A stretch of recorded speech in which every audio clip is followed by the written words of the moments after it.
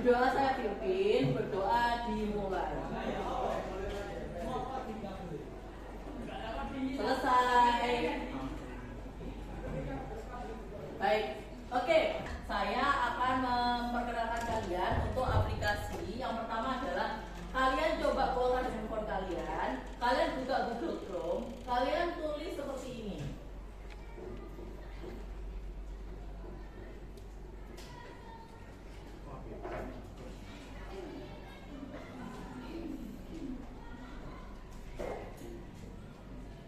Oke, sudah.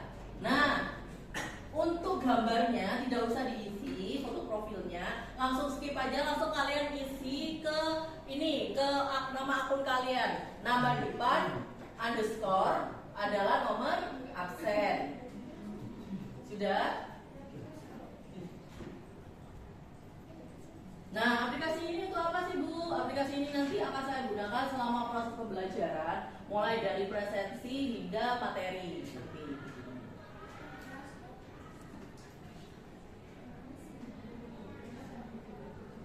Oh iya, sambil nunggu kalian membuka, saya mau tanya dulu. Saya absen nomor dulu ya. Untuk yang tidak masuk hari ini siapa saja? Chelsea, sama Andi, sama Azara. Sama Azara. Kenapa Kenapa tidak masuk? Anggi sih sakit. Chelsea sakit. Anggi sakit. Anggi juga sakit. Oh. Oke. Ada suratnya ya? Oh, suratnya menyusul. Sudah? Aplikasi sudah terbuka? Sudah? Oke. Sudah sesuai nama depan underscore nomor absen? Sudah? Oh iya,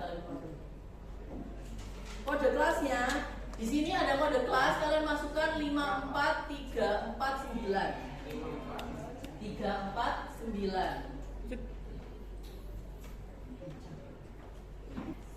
Oke, untuk presensinya adalah foto selfie diri kalian sendiri sebagai bukti kehadiran kalian di kelas. Caranya bagaimana? Di aplikasi nanti akan saya tekan tombol image upload. Nanti di situ di tempat kalian itu akan muncul untuk tag foto.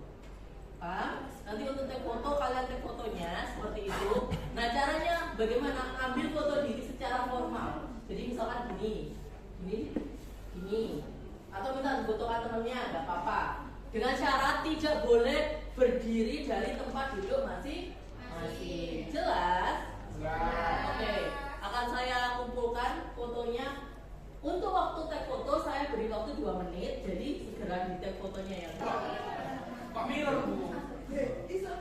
Coba terus tag foto. Kalau ini gambar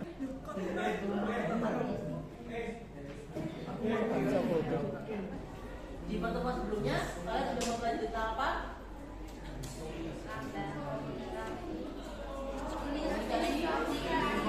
Jenis-jenis komunikasi. Jenis-jenis komunikasi ada apa aja? Ada satu arah, dua arah, cara baik. Oke, kemarin kan sudah belajar tentang jenis-jenis komunikasi. Nah, nanti kita akan belajar materi selanjutnya. Sebelum ke materi selanjutnya, sebelum pembelajaran saya ingin tahu sebenarnya kalian paham atas materi sebelumnya sampai di mana, seperti itu. Nah, untuk mengetahui itu, saya minta kalian buka Google Chrome-nya lagi. Lalu kalian ketik kahoot.it. Jadi nanti untuk ini namanya asesmen diagnostik. Saya ingin tahu kalian untuk pemahaman kalian atas materi sebelumnya seperti apa. Nah, untuk itu kita akan bermain kuis berbasis game. Sudah masuk? Sudah kahoot.it. Oke, kalau sudah kita masukkan kode PIN-nya. Di sini ada kode PIN-nya, silakan kalian masukkan kode PIN-nya. Lalu untuk nama playernya seperti format yang tadi adalah nama depan underscore nomor absen.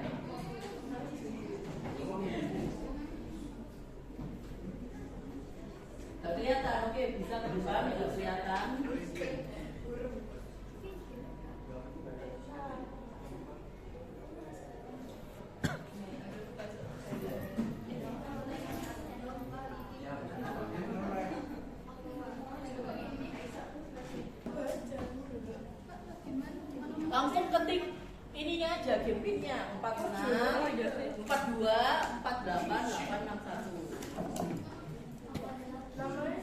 Kahoot.it, klik di sini. Di sini enggak? IT yang IT. Yang IT ya, jangan yang kok. Kahoot.it. Terus klik pin gamenya. Ya, nanti untuk pertanyaannya ada di sini, nanti muncul di atas lagi, nanti kalian pilih. Pilihnya langsung. Langkah pertama dalam proses komunikasi adalah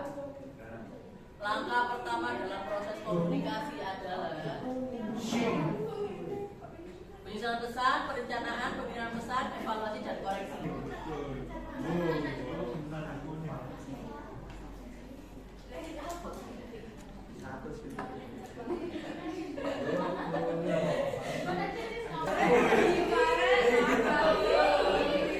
Oke, selanjutnya adalah benar atau salah, true or false.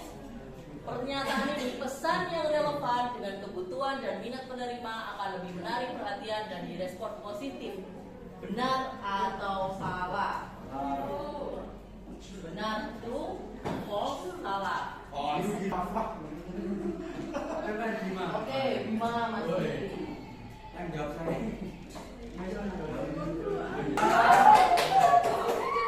Oke, baik, berarti orang-orang ini yang sangat paham akan materi-materi di pertemuan sebelumnya.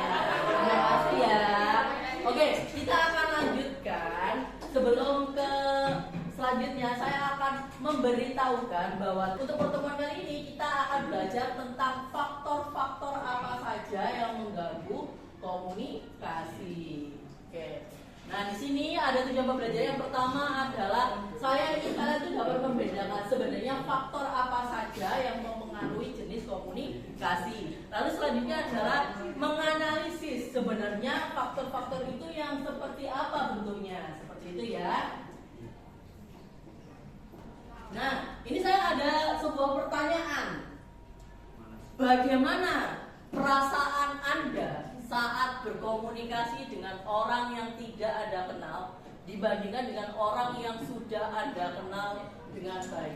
Perasaan kalian pada saat kalian berkomunikasi sama orang yang belum pernah kalian temui, sama orang yang sudah pernah kalian temui, itu bagaimana perasaan kalian?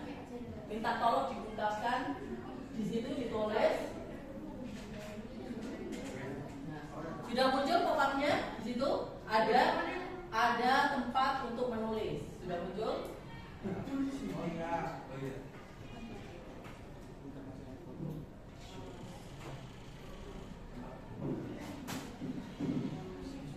Ya, ditulis.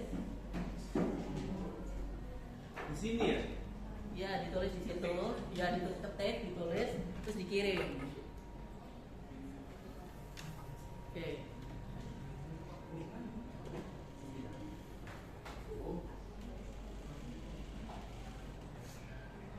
Oke, ini ada yang jawab canggung, annoying, gugup, canggung yang paling banyak, merasa tidak canggung, canggung dan sudah akrab. Oke, waktunya habis. Oke, jadi yang lebih banyak adalah canggung ya. Oke, benar. Jadi pada saat kita ingin berkomunikasi sama seseorang yang tidak kita kenal, itu kita akan merasa canggung pastinya. Karena apa? Karena tidak familiar, tidak tahu harus berkata apa. Nah, itu adalah salah satu faktor dalam hal psikologi atau kepribadian seseorang. Seperti itu ya. Oke, sudah selesai. Sekarang handphonenya silakan dimasukkan dulu. Jadi faktor-faktor yang menghambat proses komunikasi di sini materinya saya bedakan menjadi 3. Yang pertama adalah gangguan dalam komunikasi itu apa? Gangguan dalam komunikasi atau yang kita namakan dengan noise, gangguan itu adalah sesuatu hal yang mendistraksi atau menghambat pada saat kalian ingin melakukan komunikasi. Nah, distraksinya apa saja? Itu ada di dalam faktor-faktor penghambat komunikasi. Nah, yang pertama adalah tentang fisik. Fisik kira-kira apa? Faktor yang menghambat. Kalau dia faktor fisik kira-kira tinggi sama pendek bisa. Mungkin mungkin iya jadinya pegel ya gitu kayak bisa dari fisik. Nah ini jadi boleh. Jadi yang selanjutnya ada suara bising, gangguan visual. Suara bising seperti apa? Misalnya kalian berada di sisi jalan sebelah kanan, lalu teman kalian berada di sisi jalan sebelah kiri. Nah, di tengah-tengah banyak sekali lalu lintas. Teman kalian ngomong, "Hei, mana ayo? Dulinan babalan." Hah? Apa? Seperti itu kan masih. Karena apa? Karena ada suara bising. Atau mungkin rumah kalian sebelahnya ada hajatan orang nikah, ya kan? Nah, terus kalian dipanggil mama kalian, "Le, belikan ini." Hah? Apa gitu? Ya kan pasti. Nah, seperti itu contohnya. Lalu selanjutnya adalah gangguan visual. Nah, seperti yang tadi pada saat kita asesmen diagnostik ada beberapa teman kalian yang tidak dapat menyeken dari belakang, dia harus maju ke depan. Ya kan? Karena apa? Karena mungkin seperti saya, dia berkacamata sehingga gangguan jarak pandangnya itu berbeda dengan kalian yang normal. Selanjutnya adalah jarak yang terlalu jauh, sama ya tadi. Lalu selanjutnya adalah psikologis. Salah satunya tadi yang kalian merasa canggung karena tidak akrab. Lalu, nah ini emosi. Misalkan kalian ngomong sama teman kalian, padahal ngomongnya itu biasa aja. Misal kalian ngomongnya lewat ketikan. Biasanya pernah nggak kalian nerima pesan dari teman kalian yang isinya caps lock semua? Pernah kan? Kalian mengartikan apa? Kalau benar? Panik kok cepat. Panik terus. Excited. Nah, ada beberapa orang juga yang mengartikan itu adalah marah. Iya kan? Misalkan, "Ayo ke sini," gitu kan ya. Gak sengaja ke caps lock, padahal cuma biasa, ya kan? Menjadi salah arti. Lalu selanjutnya prasangka. Nah tadi tuh karena salah arti terus prasangka, terus stres. Misalkan kalian itu ini apa namanya, banyak sekali tugas. Terus teman kalian itu gini, besok main yuk, ini loh ada film baru kayak gitu kan. Terus kalian kayak, aduh, cepat, belum ada tugasku kayak gitu. Ya kan? Ada kalian apa? Kok tadi ngomong apa? Gitu kan. Terus akhirnya kalian gak diajak, padahal kalian nih, kok aku diajak loh? Tadi sudah ngajak, kamu yang gak memperhatikan. Selanjutnya adalah sematik. Nah ini kesalahpahaman dalam arti kata atau gangguan atau jargon. Nah misalkan saya adalah orang Surabaya, saya orang Sidoarjo. Nah saya mau ngomong misalkan sama sama orang yang tidak bisa berbahasa Indonesia. Tentunya dia akan bingung artinya apa. Contohnya adalah seperti ini. Misalkan saya ketemu nih sama Mister yang lagi belajar bahasa Jepang seperti itu. Saya bilang, "Mister, sudah sarapan?" Karena dia baru belajar bahasa Indonesia dan yang dia pelajari adalah bahasa Indonesia yang baku. Tentunya dia tidak akan tahu sarapan. Nani, gitu kan? Dia pasti kayak gitu kan. Terus pasti saya akan, karena saya mungkin bisa sedikit bahasa Jepang, mungkin saya akan bertanya, Mister, asal lohang tapi mas kah? Saya bilang gitu kan. Terus habis itu dia akan bilang, "Oh, makan pagi," seperti itu. Itu saya pernah mengalami hal seperti itu sama salah satu atasan saya dulu di tempat kerja saya yang lama. Dia, "Oh, makan pagi. Oh, sarapan is makan pagi," saya bilang gitu. Akhirnya dia paham seperti itu. Nah, perbedaan bahasa seperti inilah yang kadang sering mengganggu dalam hal dunia bisnis atau komunikasi dalam berbisnis. Oke, selanjutnya saya minta kalian mengamati sebuah video. Nanti video ini akan menampilkan jenis-jenis komunikasi yang tidak efektif.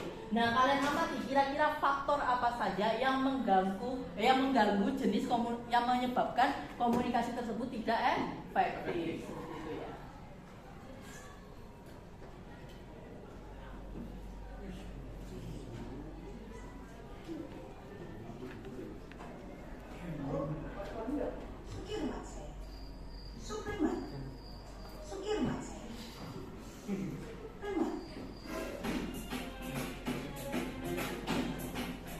dicatat ya kira-kira komunikasinya apa aja yang tidak efektif. Ini videonya dari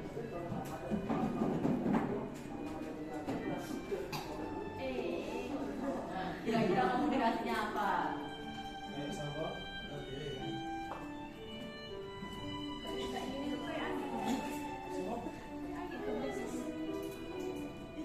Nah, kalian cari tiga faktornya kira-kira apa? Oke, tadi kan ada beberapa orang yang sangat dari asesmen diagnosis awal itu yang sangat paham ya atas materi sebelumnya. Tadi ada siapa aja? Yang juara 1, 2, 3 Farah sama Ana, ayo maju ke depan.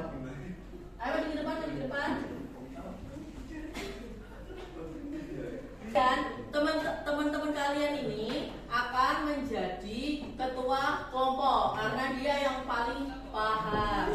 Nah, karena jumlah kalian ada berapa? 37 kan ada yang gini. Yes. Mungkin ada yang itu, maka dari 3 orang ini akan ditambahkan oleh beberapa orang ketua kelompok. Nah, saya memilih, ayo Mas, selanjutnya dari ketua kelompok ini silakan kalian amati video yang telah ditayangkan tadi. Nah, silakan nanti amati, silakan sekarang kalian membentuk duduk melingkar bersama kelompoknya masing-masing. Silakan duduk sama kelompoknya masing-masing.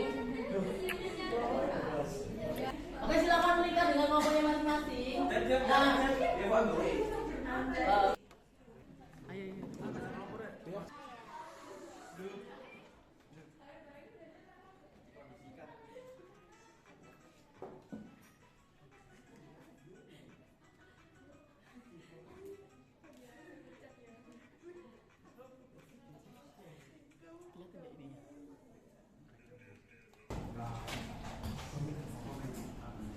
Nah, selanjutnya kita lanjut untuk presentasi. Oke, silakan kelompok 1 maju untuk melakukan presentasi hasil dari analisis videonya. Tepuk tangan untuk kelompok 1.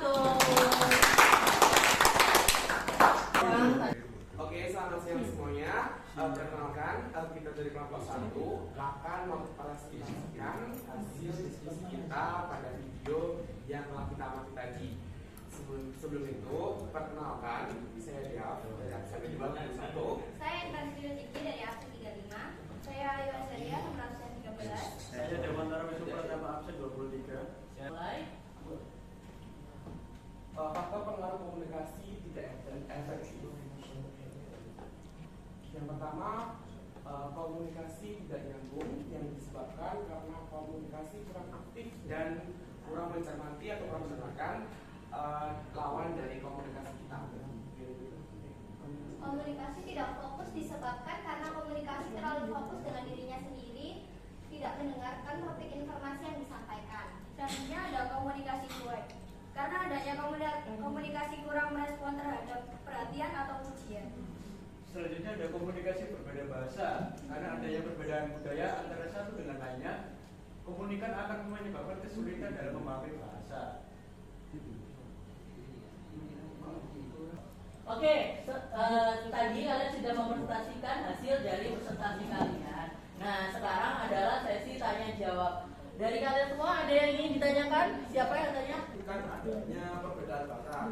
Nah, bagaimana cara mengatasi faktor tersebut jika berada di dalam sebuah rapat besar? Oke, jadi bagaimana cara mengatasi hambatan komunikasi bahasa dalam rapat besar? Itu ya. Oke, silakan jawab. Siapa yang mau jawab? Saya. Nomor absen? Nomor absen 13. Oke. Yang pertama, gunakan bahasa yang dipahami oleh semua peserta. Sediakan alat terjemahan. Gunakan bahasa yang sederhana dan hindari jargon. Oke, bagaimana? Cukup baik. Jadi saya mau menambahi ya, untuk benar tadi bisa menggunakan untuk mengatasi komunikasi yang tidak efektif. Dalam hal terhambatnya bahasa bisa mempergunakan apa tadi? Jargon. Tidak hindari jargon. Hindari jargon, terus Menggunakan bahasa yang dipahami oleh semua peserta. menggunakan bahasa yang dipahami oleh semua peserta. Sediakan alat terjemahan. Sediakan alat terjemahan. Gunakan bahasa yang sederhana.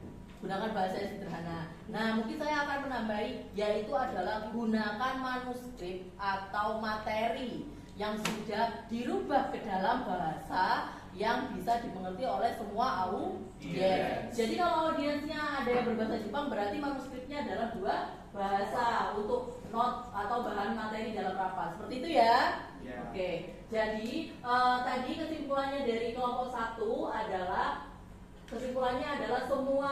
semua jenis komunikasi tidak efektif itu ada beberapa faktornya. Oke, terima kasih untuk kelompok 1 telah melakukan presentasi. Beri tepuk tangan untuk kelompok 1. Kira-kira dari pemahaman kalian untuk materi sekarang, kira-kira faktor apa saja yang mempengaruhi proses komunikasi secara besaran? Faktornya ada apa? Noise, gangguan berupa apa? Suara, bising, oke, dan lain sebagainya. Oke, terima kasih. Oke, karena kita sudah ada di penghujung, istilahnya udah di terakhir ya, udah di batu terakhir, kalian sudah presentasi, saya harap kalian sudah mengerti. Nah, sebelum saya untuk menutup pertemuan kita hari ini, saya ingin merefleksikan diri. Jadi saya ingin tahu sebenarnya apa yang kalian sukai pada saat kalian mengikuti pembelajaran saya dan apa yang tidak kalian sukai. Ayo, siapa yang mau ngomong pertama deh? Yang kalian sukai dalam mengikuti pelajaran saya apa? Penjelasannya jelas. Penjelasannya jelas, terima kasih. Lalu yang tidak disukai deh, apa? Gimana? Gak apa, ayo. Kenapa? Terlalu cepat dalam untuk menyampaikan materi. Jadi yang dengar juga. Oh, yang belakang kurang jelas intonasinya. Oke, baik, terima kasih sarannya. Oke, jadi itu tadi ya materinya tentang faktor-faktor yang mempengaruhi jenis komunikasi. Nah, terima kasih telah mengikuti pelajaran saya. Sebelum saya akhiri, saya akan menyampaikan untuk pertemuan minggu depan kita akan mempelajari tentang proses komunikasi yang efektif bagi atau di dalam konteks bisnis. Nah, seperti itu. Jadi dipersiapkan, jangan lupa belajar di rumah. Jadi dibaca dulu materi-materinya. Oke, sekian dari saya. Sebelum saya akhiri, supaya kalian selamat di jalan dan lain sebagainya, kita akhiri dengan berdoa ya. Berdoa